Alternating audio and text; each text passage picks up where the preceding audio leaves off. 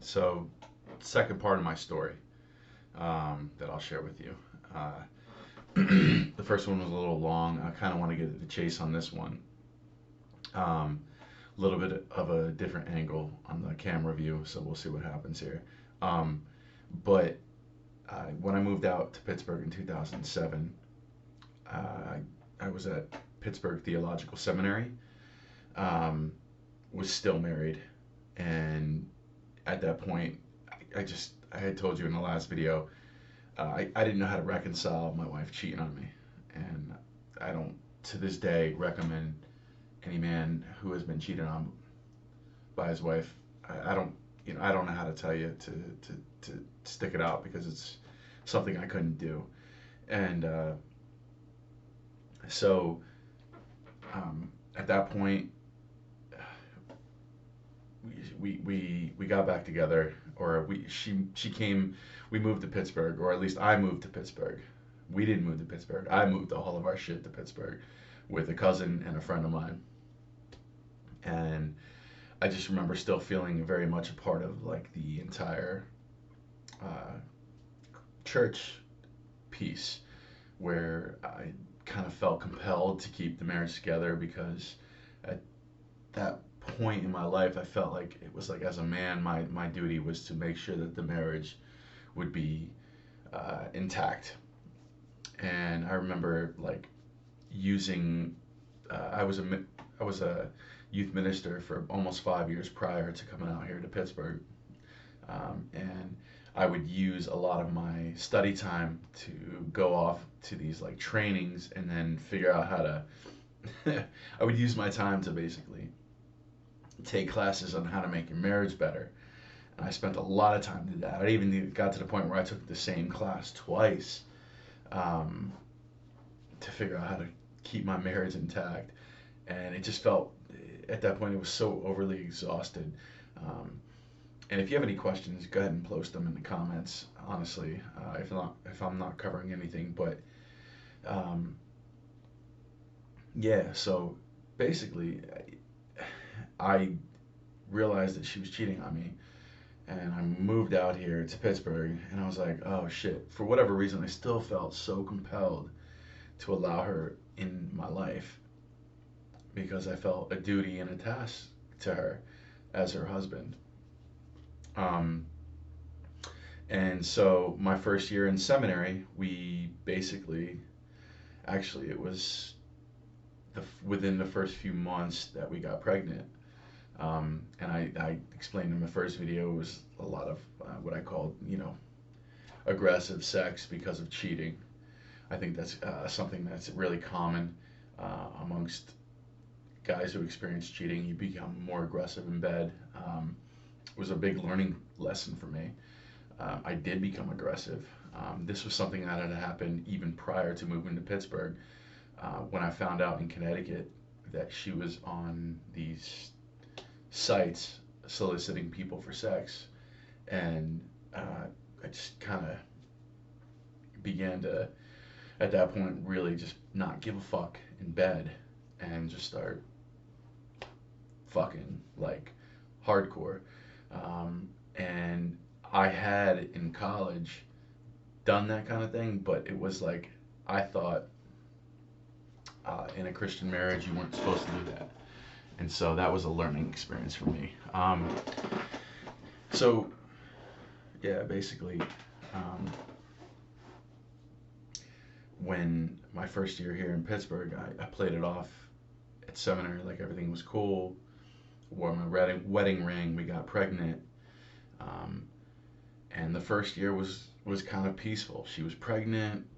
I found it really easy to treat her with respect because she was carrying my child. Um, and we didn't have a whole lot of problems. It was probably one of the most peaceful times in my life. Was while my oldest son's mother uh, was was pregnant, and after we had the baby, things went downhill really quick, like real quick.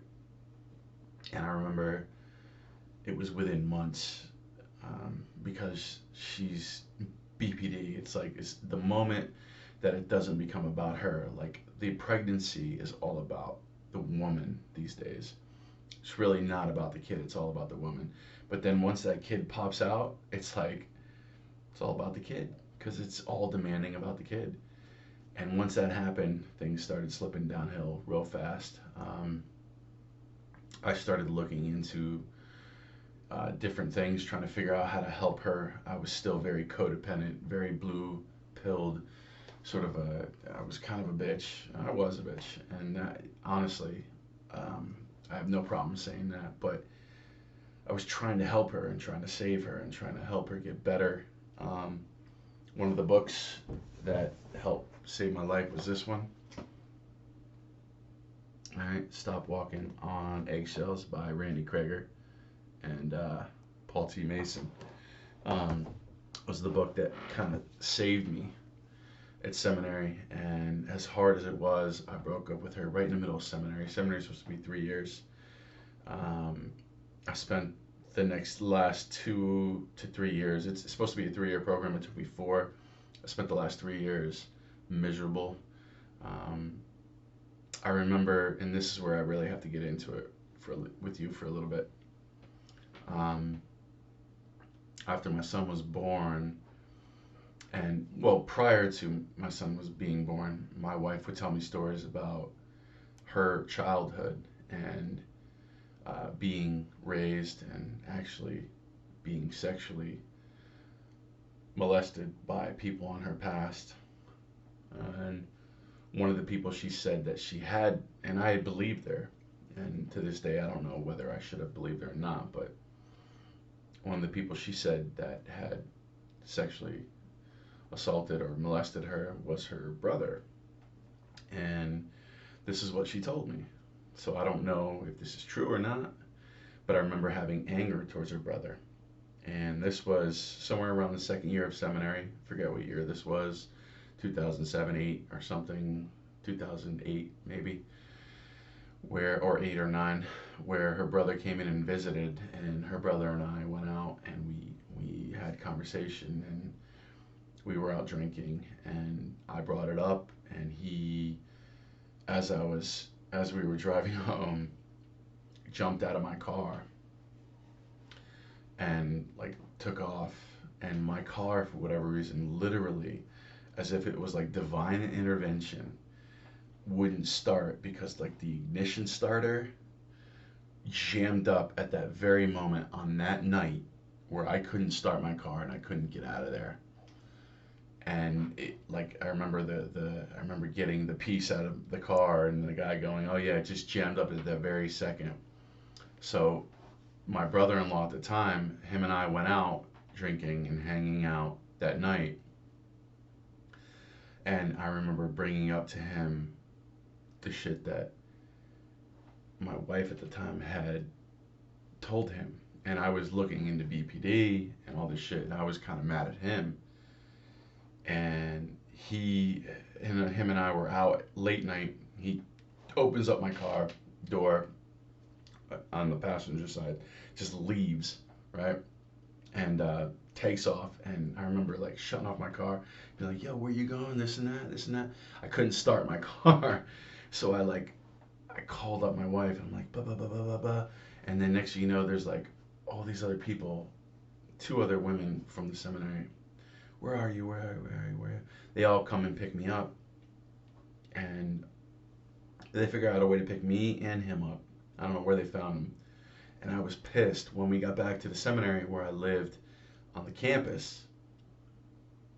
Um, I was still mad at him. In my mind, it was like, "Yo, this fucker turned my wife into this fucked up human being," and to the, nowadays I don't know if any of this shit was true, but maybe it was. But I was mad at him at the time because I thought he was the reason why my wife was so fucked up, or one of the reasons. She had claimed this from multiple people. She said that her family were very rich in South America, and they had brother, also like other people, at least one other man that had sexually molested her, and I could have believed it because she was a very attractive woman. My ex-wife was a very attractive woman, and I I remember getting back to the apartment complex at the seminary and just going like ready to kill him, banging on the door, and he was in my apartment. At that point, I had rented two apartments because I had some. They were right next to each other. That's weird, but it's true. We had two apartments. I figured out a way to rent a one bedroom and a studio because instead of moving into a two bedroom, I just rented a one bedroom and a studio that were right next to each other, literally. And because we had my son, and I just remember banging on the door, and she was protecting him, and she was protecting him. He was in the room, and I was pissed off, and I just wanted to fucking beat his ass because he wouldn't answer my questions about him allegedly raping her. And at this point, I don't give a fuck if I say that because it is what it is. So I created a huge scene. I had been out drinking, created a huge scene, and this was the night before I was supposed to be, the night before I was supposed to be at an Easter service at the church I was interning at. And I remember the next morning calling off, actually doing a no-show at the entire Easter service. And I realized, and I remember like that was the moment where I'm like, dude, I'm not doing this church thing. I got my hands full. And so I just was like violent. I was banging on his door, wanting to kick this guy's ass, and ended up falling asleep in the studio apartment instead of the one bedroom where he was, and she was protecting him, and my son was in there. And the next morning, getting a phone call from the dean, sitting down and having a conversation with him the next day, and then remember at some point within the next week or so getting what was it? I moved out. No, this was okay. So I ended up moving out because I couldn't afford to. I didn't want to stay with her, so I lived in another place, and then they started. Yeah. So within the next month or so, we all moved out, and then we moved into this. For whatever reason, she couldn't have. She wanted me to pay the rent on the place that she was staying, and I said I can't do that. I'm a grad student. We moved out with another one of with a seminary friend of mine to a home elsewhere, and she came up because she had nowhere else to go. And I remember her just always, when we moved to this new place, just always being on the phone, talking. I remember specifically her speaking with a guy that she was trying to hook up with, and or at least back in Connecticut used to hook up with or something like that. And so we were in this new place, and my roommate was a guy who was older and wanted to help out and was like, yo, let me help you guys out. Maybe we can work this out, or maybe we can maybe I can help you guys, like, sort through this. And I remember thinking to myself, I don't really want to sort through this. I didn't really want her living with us. I really wanted it to be over, but I was like, all right, come on, live with us in this new place. We'll see what we can do. And at this point, I just wanted to be done with things. And I remember one day I was holding my son. He was a baby. And this breaks my heart because I have a younger son now who's just a year old, over a year and a half, maybe a year and a half. And I just remember holding him and wanting to talk to him. And then I remember her, like, in her fucking weird ass BPD way, just, starting some shit and then wanting to, like, rip him out of my arms and wanting to claw him out of my arms. And I just took her and I just literally went like this to her and just put her on the couch. Just went, sit down. And she goes, like as if she had me. And I was like, the fuck is your problem? Get the fuck off me. Don't touch me. And she moves out, and she had the help of the seminary. She had help from people at the seminary. She moves out, and then within like 2 weeks, I get a letter from the women's shelter at Pittsburgh talking about her suing me for child support. And I look up what the fuck that meant for her to have a lawyer through the women's shelter. It was like I had to be massively abusive.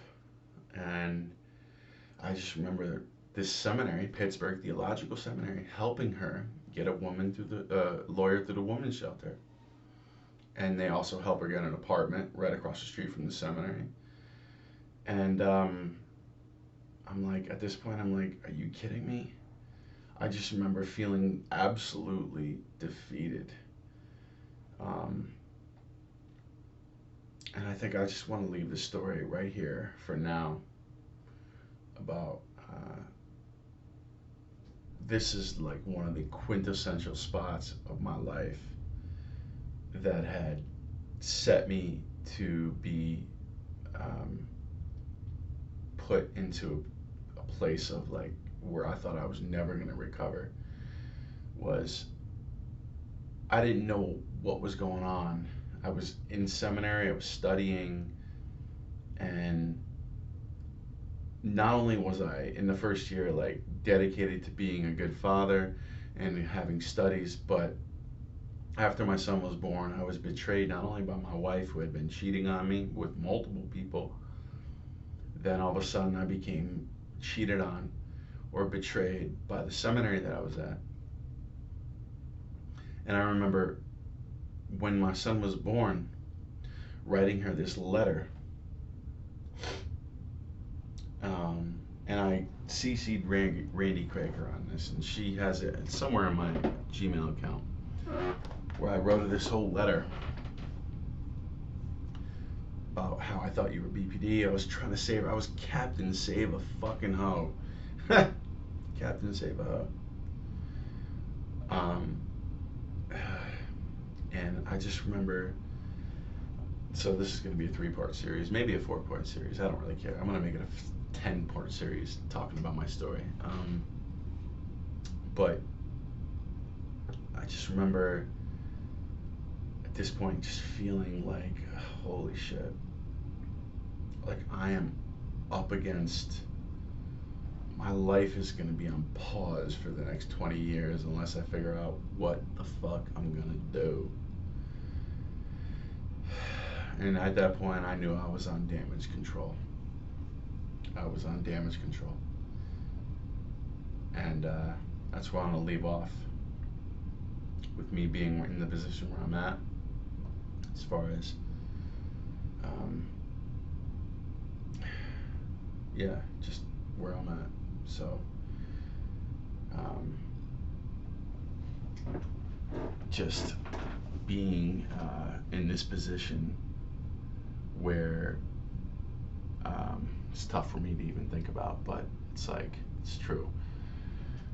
I had been literally, I remember going to I had helped my wife get this job at the bookstore at the seminary.